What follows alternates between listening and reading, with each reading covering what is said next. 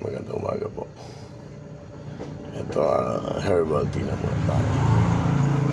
May nagtanong sa akin kung bakit daw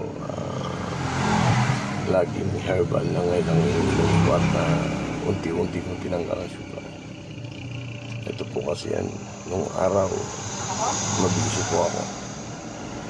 Nagsimula ako sa ikanga patikim-tikim, pero sa ano lang ako ng araw, sigarilyo at saka sa yan, malakas ako dyan.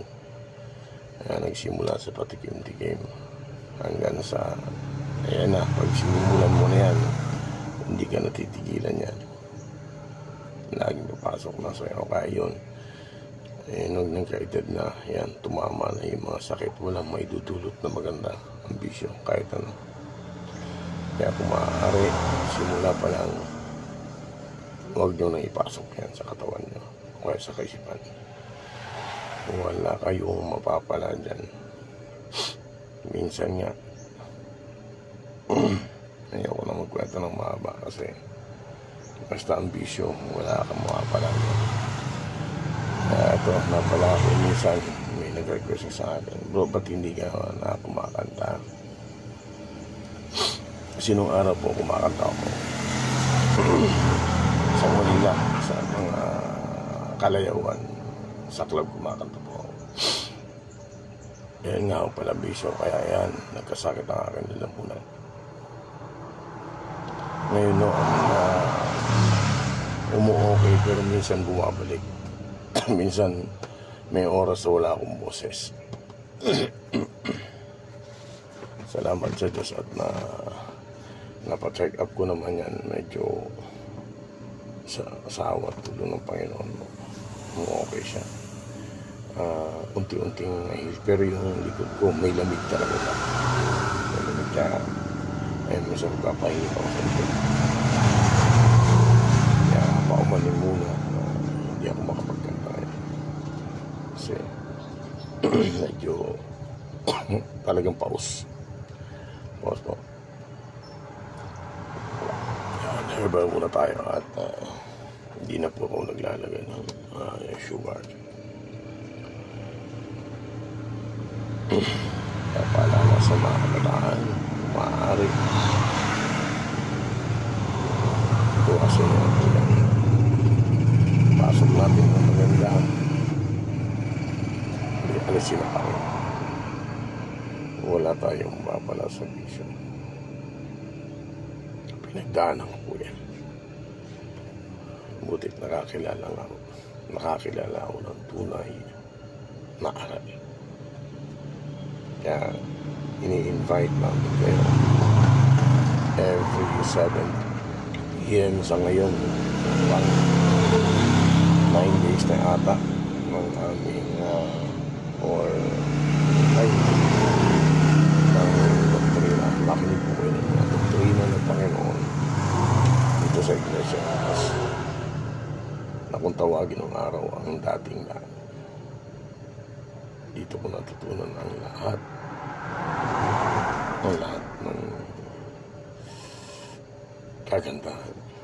Yung mga mali, dito mo matututunan. Siyensya sa pangangatawan. Kompleto po ng aral dito sa aking naanibang iglesia. Salamat sa Diyos na akin siya nasutunan. Panalangin ko na sana lahat tayo ay makapakinig ng mga tunay na aral ng Panginoon. Yan, kape na muna tayo. At ay kape, herbal. Dinagagdagan ko lang ito pag medyo hindi na mainit. Totally hindi na ako nag-iuban.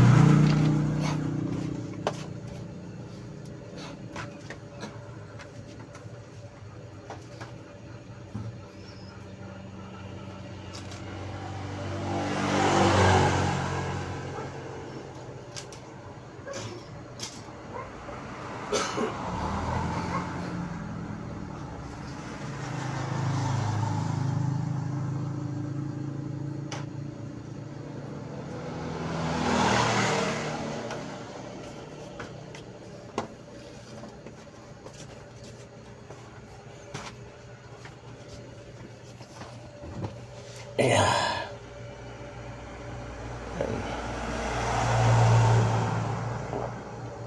Marami akong nilagang tanglad.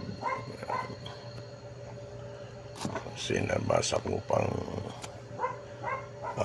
neutralized na acid. Iba pag may arthritis ka na.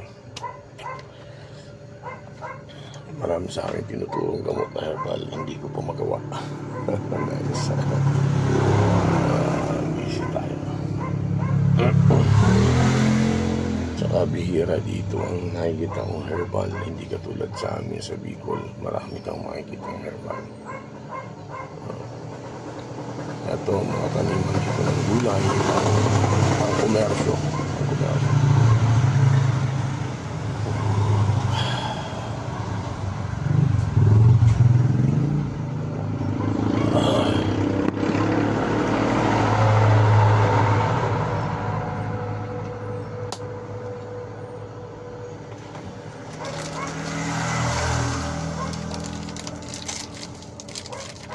Ito tayo kumain muna ng biscuit.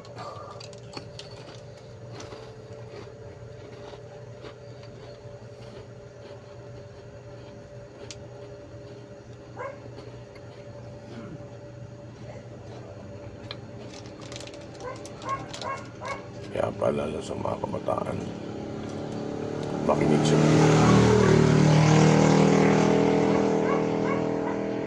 Yung tinutulong maganda yung absorb nyo. Yung pangit na nakikita nyo, huwag nyo sa dahil sa kabutihan na ginagawa natin, yun ang maganda. Yun ang maganda sa tingin ng Panginoon. Kaya sana po, paalala, makinig tayo ng doktrina. Doon natin makukuha. Wala namang perfectong tao. Kahit ako may inamin ko, lagi po ako nagkakasala. So, yun lang ang kagandahan kapag may aral ka, may control ka. Yung galit mo biglang naiibsan. Hindi mo na ipapasok sa puso. Biglaan lang. Kaya salamat sa Diyos. Maraming milyong salamat. At nakasumpong kami ng ako ng tunay na aral ng Iglesia. Yun ang Iglesia ng Diyos na kung tawagin ng araw yung programa ang datingan, hindi po kayo magsisisi. Salamat Diyos. Salamat, bye-bye po.